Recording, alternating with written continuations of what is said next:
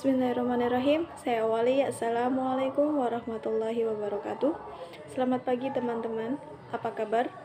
Perkenalkan, nama saya Iva Izati. Saya seorang mahasiswi Institut Agama Islam Bakti Negara Tegal. Jurusan Pendidikan Guru Madrasah Ibtidaiyah.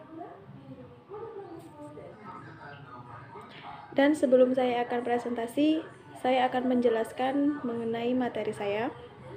Namun sebelum itu saya punya sebuah quotes. Orang bijak pernah mengatakan, pendidikan bukan hanya persoalan ke sekolah, ke kampus, lalu mendapatkan ijazah, tapi soal memperluas wawasan serta menyerap ilmu kehidupan. Maka pada kesempatan kali ini saya akan menjelaskan makalah mengenai istihab, uruf, sa'du, zariyah, madhab sahabi, syar'u man qoblana dengan dosen penggampu Bapak Samsul Falah. Pembahasan pertama, pembahasan mengenai istihab. A. Pengertian istihab. Kata istihab secara etimologi berasal dari kata istashaba yang diartikan dengan teman atau sahabat. Sedangkan menurut Habsyi As-Siddiqi, mengekalkan apa yang sudah ada atas keadaan yang telah ada, karena tidak ada yang mengubah hukum atau karena sesuatu hal yang belum diyakini. Definisi lain yang hampir sama dengan ini dinyatakan oleh Ibnu Al-Qayyim Al-Jauziyah. Beliau adalah tokoh usul fikih Hambali, yaitu menetapkan berlakunya suatu hukum yang telah ada atau meniadakan suatu yang memang tidak ada sampai ada yang mengubah kedudukannya dan menjadikannya hukum yang telah ditetapkan pada masa lampau yang sudah kekal menurut keadaannya sampai terdapat dalil yang menunjukkan perubahannya. B. Macam-macam istihab.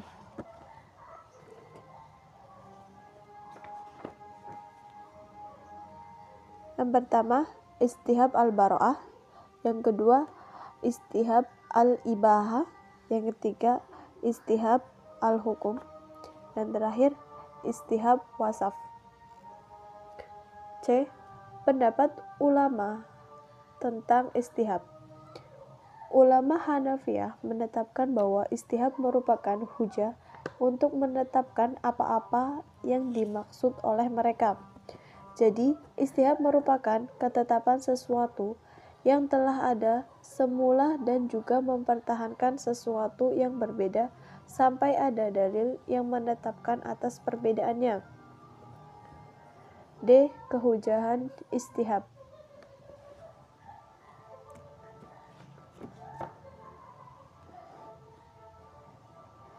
Yang pertama, istihab al-bara'at. Yang kedua, istihab al-umumi. Yang ketiga, istihab an-nashi. Yang keempat, istihab al-wasfi. Pembahasan kedua mengenai uruf. A. Pengertian uruf.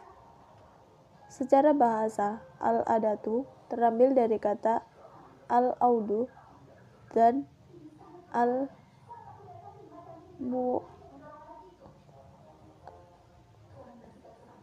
al-muwaddatu yang berarti pengulangan.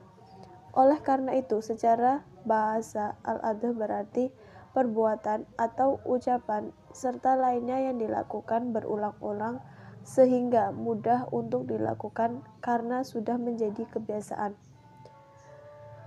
Menurut jumhur ulama, batasan minimal sesuatu itu bisa dikatakan sebagai sebuah ada'ah adalah kalau dilakukan secara 3 kali secara berurutan. Jadi, arti kaidah ini secara bahasa adalah sebuah adat kebiasaan itu bisa dijadikan sandaran untuk memutuskan perkara perselisihan antara manusia. B. Perbedaan antara uruf dan ada'ah. Kata uruf dalam bahasa Indonesia sering disinonimkan dengan adat kebiasaan, namun para ulama membahas kedua kata ini panjang dengan lebar. Ringkasnya, al-uruf adalah sesuatu yang diterima oleh tabiat dan akal sehat manusia. C. Dalil kaidah.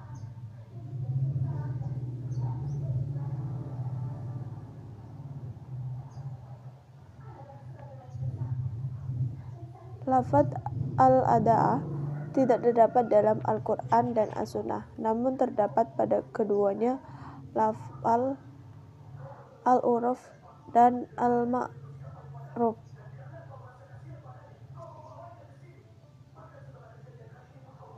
Ayat dan hadis inilah yang dijadikan dasar oleh para ulama kita untuk kaidah ini.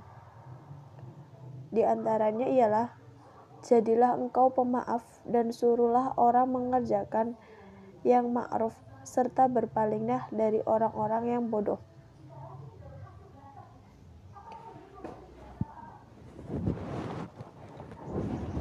D.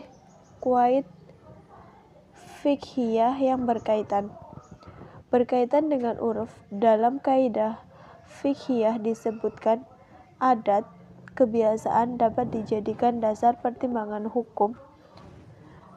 Kaidah yang lain menetapkan sesuatu hukum dengan dasar uruf, seperti menetapkan hukum dengan dasar nas.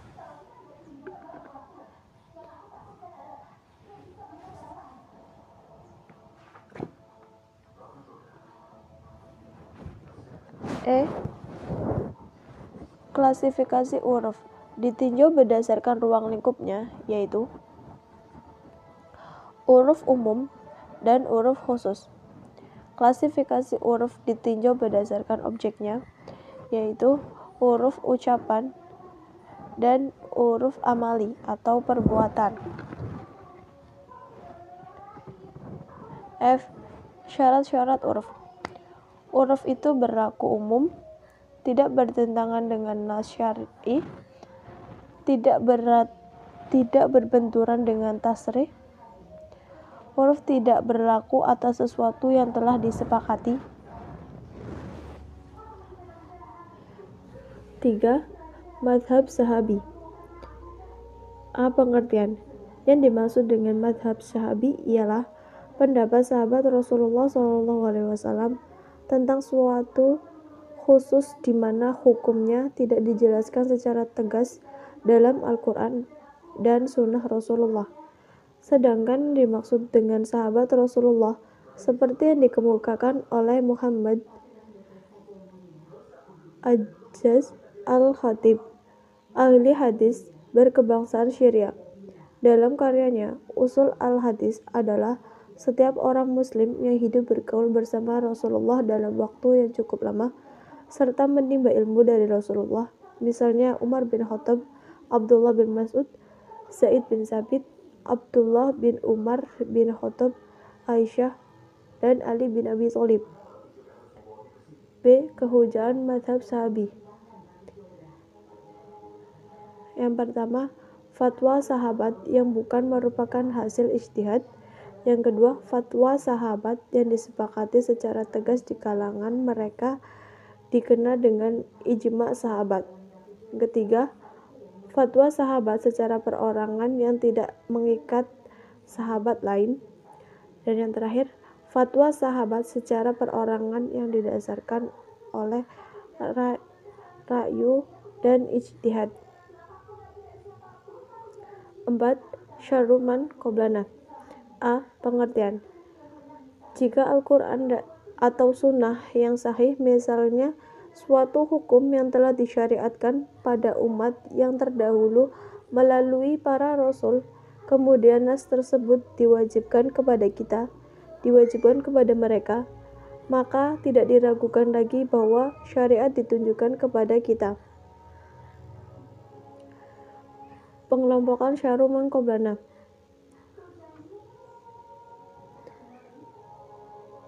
Syariat sebelum kita dalam perhatian di atas dapat dikelompokkan menjadi 3 kelompok. Yang pertama, syariat terdahulu yang terdapat di dalam Al-Quran. Hukum-hukum dijelaskan dalam Al-Quran maupun hadis. Hukum-hukum yang disebut dalam Al-Quran atau hadis Nabi dijelaskan berlaku untuk umat sebelum Nabi Muhammad. 5. Sa'du al-Zariyah. A. Definisi. Secara harfiah, Az-Zariyah bermakna jalan yang membawa kepada sesuatu secara hissi atau maknawi, baik atau buruk. Sedangkan secara istilah, seperti biasa para ulama berbeda pendapat. Ibnu Qayyim mendefinisikan Az-Zariyah cenderung netral sebagaimana makna harfiahnya, yakni apa-apa yang menjadi jalan atau perantara kepada sesuatu. Stali 3 uang dengan makna harfiah dan istilah Ibnu Qayyim.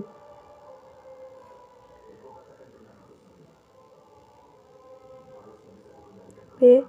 Dasar hukum. Zariyah memiliki dasar hukum sebagai berikut. Yang pertama, firman Allah, dan janganlah kamu memaki sembahan-sembahan yang mereka sembah selain Allah, karena mereka nanti akan memaki Allah dengan melampaui batas tanpa pengetahuan.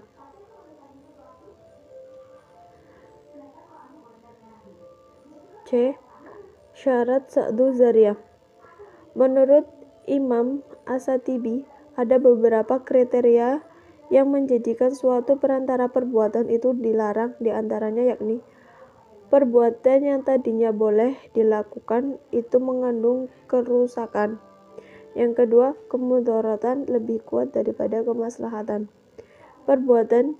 Yang terakhir, perbuatan yang diperoleh syara mengandung lebih banyak unsur kemudaratannya.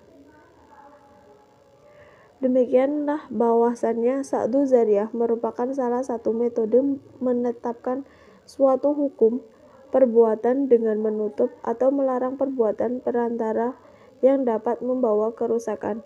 Namun tidak semua perbuatan perantara membawa kerusakan. Ketika perantara menjadi manfaat, malah sangat dianjurkan oleh agama. Demikian presentasi dari saya. Kurang lebihnya saya mohon maaf.